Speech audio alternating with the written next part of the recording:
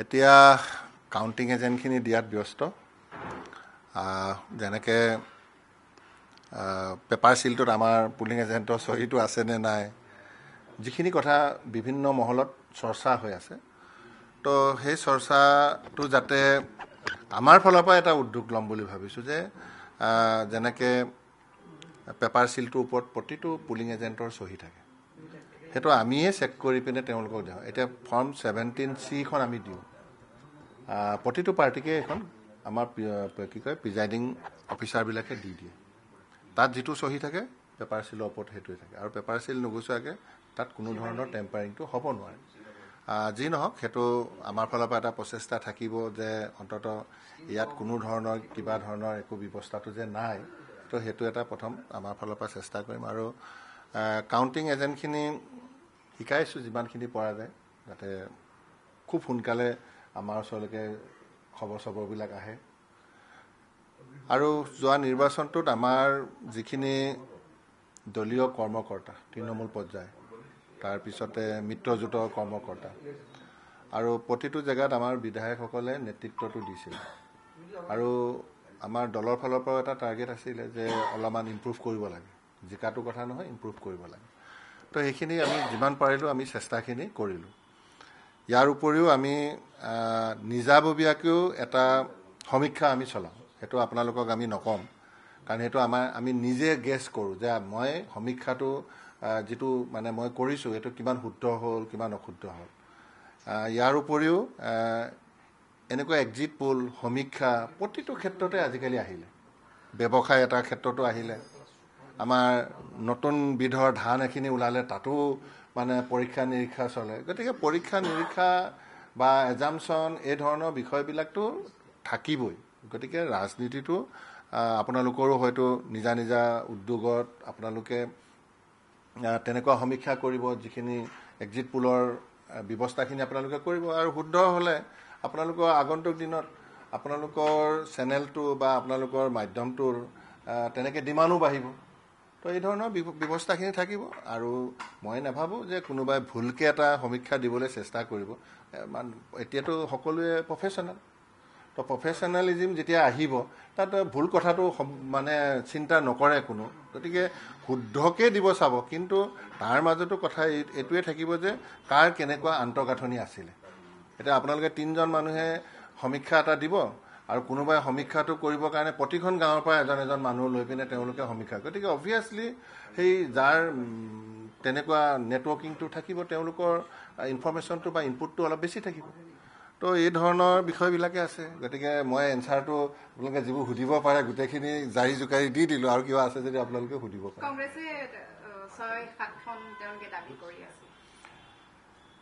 ঠিক আছে দাবী কৰাটো একো আপত্তি কৰিব নোৱাৰোঁ তো দাবীটো তেওঁলোকৰ আছে কিন্তু আমাৰ দলৰ ফালৰ পৰাও দাবী আছে বা আমাৰো মানে মৰেলি খুব হাই হৈ আছে যে আমি ইমানখিনি চিট পাম তো সেইটো লক্ষ্য কৰিয়ে আমি সকলোৱে নিৰ্বাচনত অৱতীৰ্ণ হৈছোঁ গতিকে কংগ্ৰেছেও নিৰ্বাচনত অৱতীৰ্ণ হৈছে কিন্তু ফাইনেলি মেণ্ডেটটো জনসাধাৰণে দিব তো সেইকাৰণে 4 তাৰিখলৈকে আমি অপেক্ষা কৰিলে মানে সঁচা মিছাটো বা আমাৰ যিটো ধাৰণা কৰাটো শুদ্ধ অশুদ্ধটো আমি গম পাই যাম নাই চুৱেপ কৰিবলৈ বুলি তেনেকুৱা কথা নাই উইন অৰ লছ চুৱেপ মানে এনেকুৱা নহয় যে তাত 100জনমান কেণ্ডিডেট আছে তেনেকুৱাতো নহয় এজনে কেণ্ডিডেট হয় জিকিলোঁ নহ'লে হাৰিটো তো চুৱেপ মানে তেনেকুৱা কথাটো নাই গোটেই অল অভাৰ ইণ্ডিয়া চুইপ কৰিব কথাটো যদি হয় তেতিয়া এটা বেলেগ কথা হ'ব কিন্তু লখিমপুৰ পাৰ্টিকুলাৰ লছ বা উইনৰ ভিতৰতে আমাৰ থাকিব তো আমি আশা কৰোঁ যে আমাৰ দলৰ কৰ্মকৰ্তা বা আমাৰ যিখিনি মিত্ৰজোঁটৰ কৰ্মকৰ্তা বিধায়কসকলে ইমান মানে সুন্দৰ এটা তালমিলেৰে নিৰ্বাচনটো খেলিছে তো আমি লক্ষ্যও ৰাখিছিলোঁ যে আগতকৈ অলপমান ভাল কৰিবৰ কাৰণে তো মই ভাবোঁ ৰাইজৰ সঁহাৰি বা আমাৰ যিটো ধাৰণা সেইটোত আমি অকণমান আত্মবিশ্বাসী হৈ আছোঁ গতিকে সেইটোৱে কথা নাই মাৰ্জিনটো মই সেইকাৰণে ক'লোঁ যে সেইটো মই ডিছক্ল'জ ডেফিনেটলি মই নকৰোঁ আৰু এইকাৰণে নকৰোঁ সেইটো মই নিজৰ কাৰণেহে মই সেইটো গেছ কৰি আছোঁ এইটো মই ক'ৰবাত প্ৰকাশ কৰিবলৈ বা মোৰ সেইটো ব্যৱসায়ো ফিউচাৰলৈ নহয় গতিকে মোৰ যেতিয়া ব্যৱসায় নহয় বা কিবা নহয় তাতনো মই আননেচেচাৰী এটা কিয়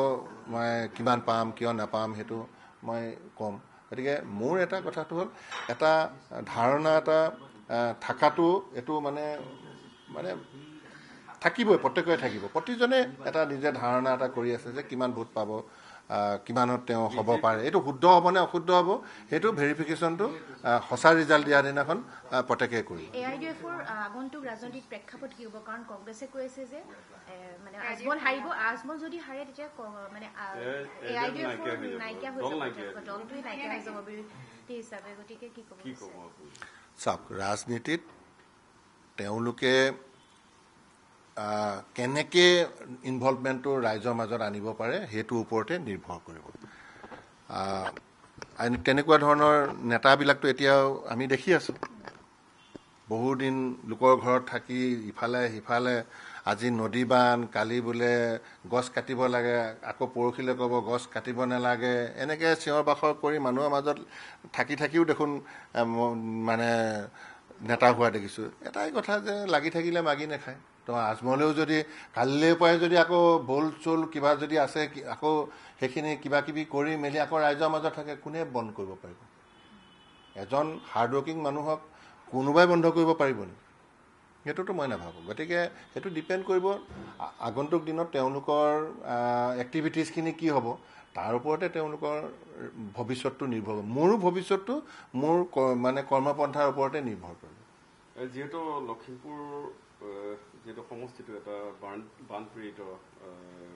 অঞ্চল যিটো তাৰ সমস্যা জড়িত যিহেতু সাংসদ হৈ আপুনি যিহেতু জিকি যাব তাৰপিছত কেনেকুৱা অৱলম্বন ল'ব এই যিহেতু নদী বান্ধত কেনেকৈ আগবাঢ়িব কেনেকুৱা কি কোনোবা এজনে বিশেষ একো কৰিবলগীয়া একো নাথাকে আমাৰ ৰাজ্য চৰকাৰো এখন বিধানসভাৰ অধিৱেশন হয় তেনেকৈ আমাৰো পাৰ্লিয়ামেণ্ট ছেছন হয় তাতে নিৰ্ধাৰিত হৈ যায় আৰু সেইখিনি আমি নিজৰ নিজৰ জেগাত ডেলিভাৰী কৰিব পৰাটোৱে হৈছে মূল কথা যদি আমাৰ বাজেটতে কোনো ধৰণৰ বস্তু এটা নাথাকে মই ক'ৰ পৰা আনি দিম মই বিভিন্ন সময়ত মানুহবিলাকক দেখোঁ বাজেট কিবা এটা হ'ব আৰু তেওঁ বিষয় এটা বেলেগ চিঞৰি থাকিব যেতিয়ালৈকে মই বাজেট প্ৰভিজন কৰিব নোৱাৰোঁ মই বাজেটত অন্তৰ্ভুক্ত কৰিব নোৱাৰোঁ সেই বিষয়টো মই কেনেকৈ জনসাধাৰণক দিম তো সেইকাৰণে বহুতক মই দেখি থাকোঁ তেওঁলোকে মানে বিধানসভাত ঠিক আছে তেওঁলোকে বিধানসভাত এটা কথা ক'লে অন্য সময়ত তেওঁ এইটো কথা ক'ব পাৰে যে মানে বাজেটত এই বিষয়বিলাকো আনিব লাগে আৰু এই বিষয়বিলাক আহিলে ধৰি লওক জনসাধাৰণৰ মাজত এনেকুৱা সমস্যাবিলাক আমি তেনেকুৱা ধৰণকে তেওঁ দাঙি ধৰিব পাৰে তেওঁ গৈ যদি তিনিআলিতকৈ এইটো ৰাস্তা আজিৰ ভিতৰত হ'বই লাগিব কিন্তু বাজেটতে নাই তেওঁ ক'ৰ পৰা ৰাস্তাটো বনাব তো সেইকাৰণে আমাৰ সদায় লক্ষ্য এইটোৱে থাকে যে সংসদৰ যিখিনি আমাৰ আঁচনি হয় যেনেকৈ flagship scheme for example PM Kisan আমি 100% মানুহক দিব পাৰিব লাগে 6,000 টকাটো তো 6,000 টকাটো 100% মানুহক দিবলৈ হ'লে এতিয়া বহুত মানুহ এনেকুৱা আছে মাটি কাগজখন ওলাব জনা নাই আধাৰ কাৰ্ডখন ওলাব জনা নাই বেংক একাউণ্ট এটা খুলিব জনা নাই যে তেওঁ মাটি কাগজখিনি তেওঁ কৰি ল'ব পৰা নাই আৰু গোটেইকেইটা কৰি কম্পাইল কৰি আজিকালিতো অনলাইন এপ এটা থাকে পৰ্টেলত তেওঁলোকে এইটো লোড কৰিব জনা নাই যাৰ কাৰণে তেওঁলোকে 6,000 টকাটোৰ পৰা বঞ্চিত হৈ আছে আৰু 6,000 টকাটো পোৱাৰ লগে লগে কিছুমান মানুহ এনেকুৱাও মানে ৰৈ আছে যে তেওঁক KCC লোনটো এপ্লাই কৰাৰ লগে লগে তেওঁক KCC লোনটো দিব লাগে কোনোবা বেংকৰ মাজে আপোনাক দিব নোৱাৰিম চিম্পুল কথা কিন্তু তেওঁ এইটো নাজানে যে তেওঁ এইটো অধিকাৰ তেওঁ সেইটো অধিকাৰ এনেকুৱা বিষয়বিলাক নাজানে তো সেইকাৰণে এইবাৰ বিকশিত ভাৰত সংকল্প যাত্ৰাত মোদী ডাঙৰীয়া গাড়ী এখনত সেই চিনেমাখিনিকে দেখাই আছে যে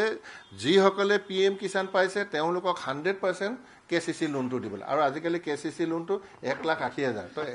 1,80,000 টকা এটা তেওঁ যদি বেংক লিংকেজ পাই যায় তো কৃষকৰ দেখোন সমস্যাবিলাক প্ৰায় সমাধান হৈ যায় তেওঁ আৰু উন্নত ধৰণৰ বীজ কিনিব পাৰে সাৰ প্ৰয়োগ কৰিব পাৰে পানীৰ ব্যৱস্থাটো কৰি ল'ব পাৰে তো এই কথাবিলাক 100% যাতে আমি জনসাধাৰণক ডেলিভাৰী কৰিব পাৰোঁ এতিয়া কেইদিনমান আগতে আমাৰ ইয়াতে মানৱ ডেকা ডাঙৰীয়া আছে বা আমাৰ লখিমপুৰ বিধায়কসকল আছে ধেমাজিত তাতে আমাৰ 9,000 10,000 মানুহে PM কিষাণ পাইছে গতিকে আমি গোটেইকেইজন বিধায়ক আমি লাগি 75,000লৈ 3 মাহৰ ভিতৰত লৈ গৈছিলোঁ তো এতিয়া আমি এটা লৈছোঁ যে এইবাৰ আমি 1.5 লাখ নিম আৰু সিমানখিনি কেইদিনমানৰ ভিতৰত মানুহৰ ঘৰে ঘৰে যাম PM কিষাণ নোপোৱা মানুহক মাটি কাগজ ল'ম, বেংক খুলি দিম, এইটো কৰিম অনলাইন লোড কৰি তেওঁক 6,000 টকাটো দিম। তো এইখিনি মানে আমাৰ বাজেটত আছে, এইখিনি আমি কৰিব পাৰোঁ। তেওঁ প্ৰতিটো নিৰ্বাচনৰ সময়তে তেওঁ এটা এনেকুৱা এক্টিভিটিছ তেওঁ কৰে। তো এইবাৰো তেওঁ সেইটো কন্যাকুমাৰী তাতে গৈ কৰিছে। তো